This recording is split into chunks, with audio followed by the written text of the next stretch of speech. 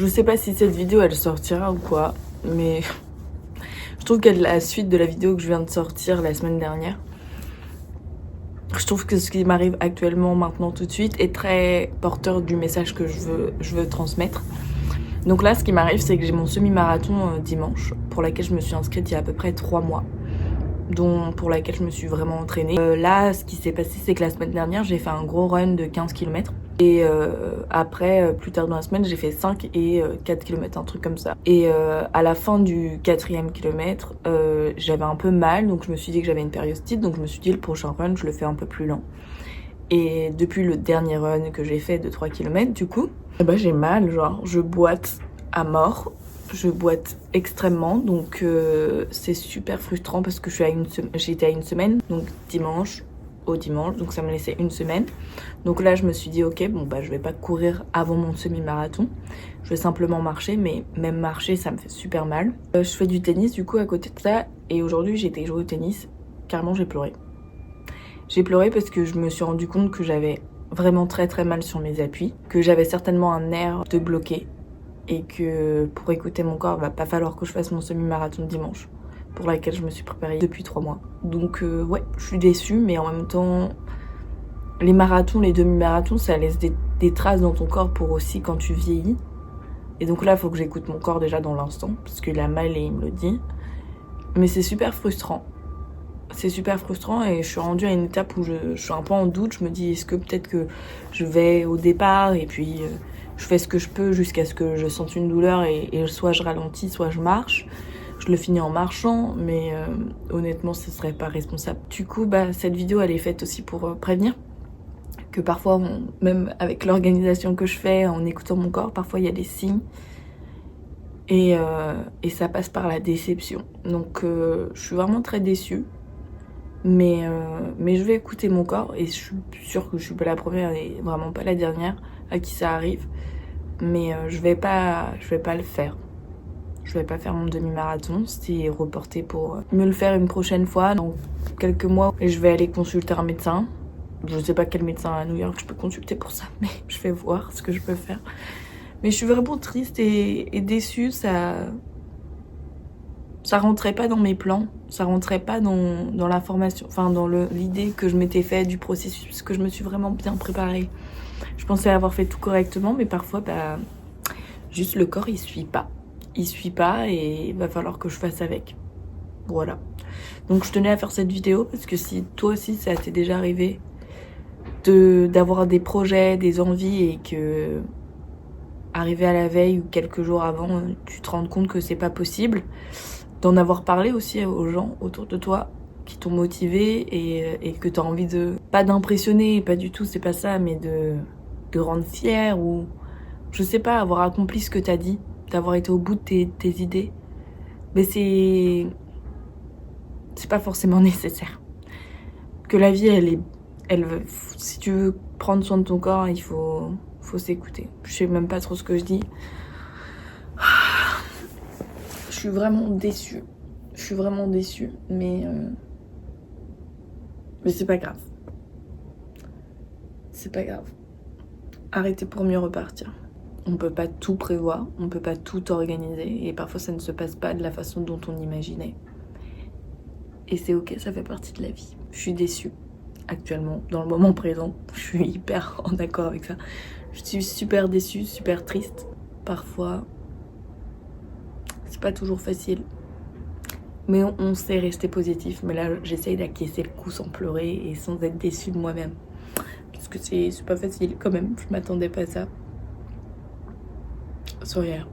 Voilà, je voulais tenir au courant parce que je montre beaucoup d'envie de réussir et tout. Il faut y aller. Mais parfois, faut stopper. Faut stopper, faut être honnête avec soi-même, et que parfois tout ne fonctionne pas. Je m'attendais pas à avoir une claque comme ça. Je vlog ma tristesse, donc je suis à Central Park pour échapper à ça. Je me fais des raisons. Je me dis que la vie, elle donne des signes, et puis que parfois, c'est comme ça et qu'on n'y peut rien. Donc ce que je me répète, c'est que j'avais une grosse soirée à laquelle j'allais pas forcément profiter vendredi soir. Pour maintenant, j'ai aucune raison de ne pas profiter, donc on va dire qu'il faut trouver du positif Mais c'est en même temps horrible d'être ici à Central Park et de voir tous les gens courir et pas moi. Mais bon, c'est beau. C'est très beau. Là, vous voyez, genre j'ai fait des efforts de nutrition depuis des mois.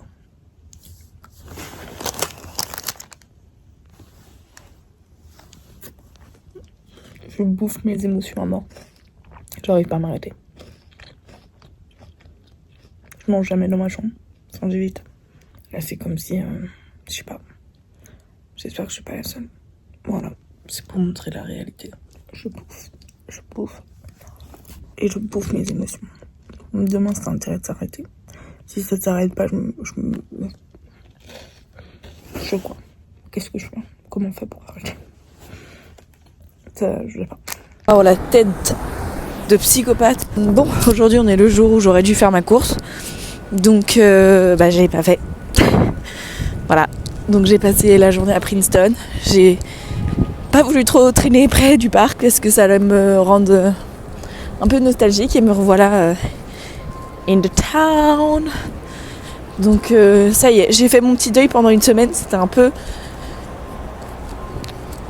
pas difficile, je vais pas abuser sur les termes non plus, mais c'était un peu chiant, en gros, de pas aller au bout de ce projet.